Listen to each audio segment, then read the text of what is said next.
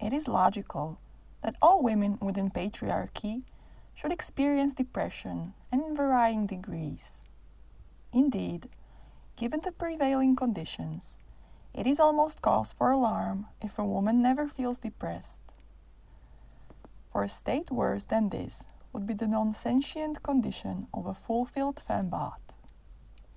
The verb depress literally means, quote, to put down or overcome forcibly, crush, subjugate, end of quote. Depressed women are not merely suffering from an agentless disorder, for women have been put down and overcome forcibly, crushed, and subjugated. An archaic definition of depression is, quote, abasement, humbling, degradation, end of quote.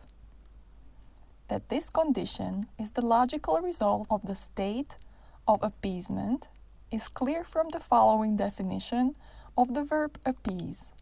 Quote, to conciliate or buy off, for example, a potential aggressor, by political or economic concessions, usually at the sacrifice of principles. End of quote. The acceptance of dainty/deadly morsels, quote, at the sacrifice of principles, end of quote, yields depression. The definition of depression that is commonly applied within the economic sphere is also enlightening.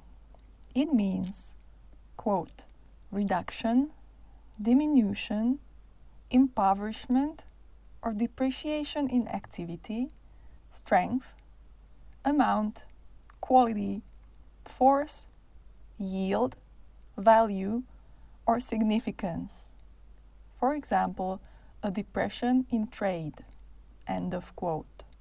Given the conditions of enforced reduction of women's activity, strength, amount, of gynergy, quality, force, yield, value, and significance in the state of appeasement, it naturally, or rather unnaturally, follows that there be a widespread experience of depression, in the sense of, quote, the state of being below normal in physical or mental vitality. Insofar as a woman is still imprisoned within the state of appeasement, she suffers from the lowering of deep elemental vitality. She is, quote unquote, below normal by parametric standards. She suffers from lack of gynergy. In some cases, the crushing, subjugating, degrading blows of boredom have battered women into the extreme state of depression, defined as, quote, a mental disorder of psychoneurotic or psychotic proportions, characterized by sadness, retardation of motor and certain vegetative processes, feelings of inadequacy and self-depreciation, and often by suicidal attempts. End of quote. This condition is on a continuum with the common state of appeased women. The appeasement of women is intended to make the depressed state acceptable, even appetizing, and certainly normal. At the same time, it functions to make plausible the blaming of women for this normal subnormality, for women appear appeased and even pleased. The acceptance of this blame sets the stage for the whole array of plastic passions. Paralyzed by all this plastic, women suffer from boredom, slide into resignation, and sometimes suffer the unspeakable defeat, fulfillment. Since phallic fulfillment means more appeasement and more severing, the cycle is repeated endlessly. In the course of this returning, women do feel some natural passions, but these are pruned, potted. As long as women accept the appeasing payoffs from the paymasters, we stay in the cycle of depression, of severance from self.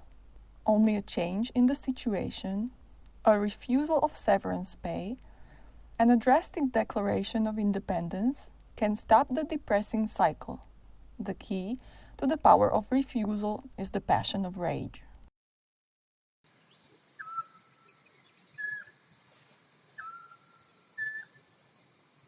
On another page of Pure Lust, Daly talks about boredom and its connection to depression.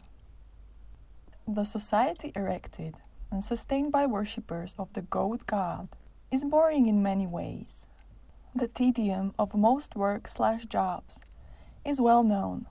The architecture and furnishings, as well as the prescribed roles in a modern office building, exemplify this horror. Study, which should mean the excited pursuit of wanderlust, is also made boring, as anyone should know who ever went to school. Consequently, conversations are boring. So-called escapes from tedium are also made boring. For example, travel. Certainly, genuine journeying is adventurous, filled with surprises. In place of this, however, the boring state offers guided tours and package vacations as extensions of tedious work and study. Alternatively, there are electronic quote-unquote amusements close to home. One major result is imposed passivity, which can take the form of hyperactivity. In reality, there is narrowing of experience and blocking of creativity.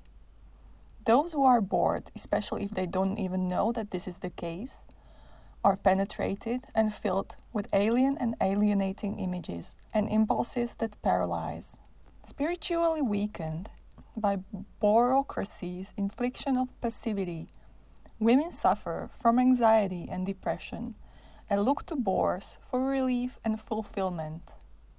The 19th century writer Lillian Bell wrote wittily of bores, quote, "Women are too tender-hearted. A woman cannot bear to hurt a man's feelings by letting him know that he is killing her by his stupidity. And even if she did, in the noble spirit of altruism, rather than selfishness, the next woman, with one reproachful glance at her, would pick up the mutilated remains of the man's vanity and apply the splints of her respectful attention and the balm of her admiration, partly to add a new scalp to her belt, and partly to show off the unamiability of her sister woman. So it is of no use to kick against the pricks. Bores are in this world for a purpose, to chasten the proud spirit of women who otherwise might become too indolent and ease-loving to be of any use. And they are here to stay. We have no conscience concerning women bores. We escape from them ruthlessly. And perhaps, because women are quicker to take a hint, is the reason there are fewer of them. It is only the men who are left helpless in their ignorance, because no woman has the courage to tell them." End of quote. Lillian Bell's humorous description rings bells of recognition in the mind of the reader who has understood boredom. Although Bell does not analyze why, quote-unquote, women are too tender-hearted, or why, quote-unquote, no woman has the courage to tell them, Websters are able to weave this missing context of feminist analysis into visibility.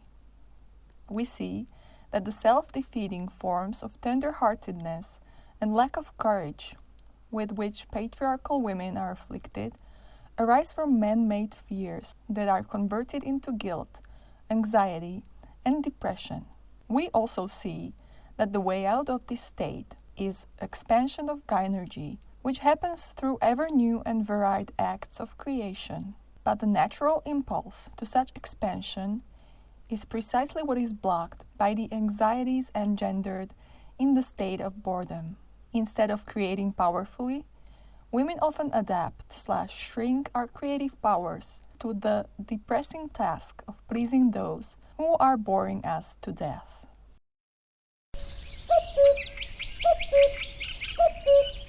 Another interesting passage comes from another Daly's book that's called Beyond God the Father and deals with psychology and psychiatry. To a large extent, in recent times, the role of religion in supporting the sexual caste system has been transferred to the professions of psychiatry and psychology. Feminists have pointed out that it is by no accident that Freudian theory emerged as the first wave of feminism was cresting. This was part of the counter-revolution, the male backlash. Psychiatry and psychology have their own creeds, priesthood, spiritual counseling, rules, anathemas, and jargon. Their power of psychological intimidation is enormous. Millions who might smile at being labeled heretic or sinful for refusing to conform to the norms of sexist society can be cowed and kept in line by the label sick, neurotic, or unfeminine. Together, these professions function as quote-unquote mother church of contemporary, secular, patriarchal religion, and they send missionaries everywhere.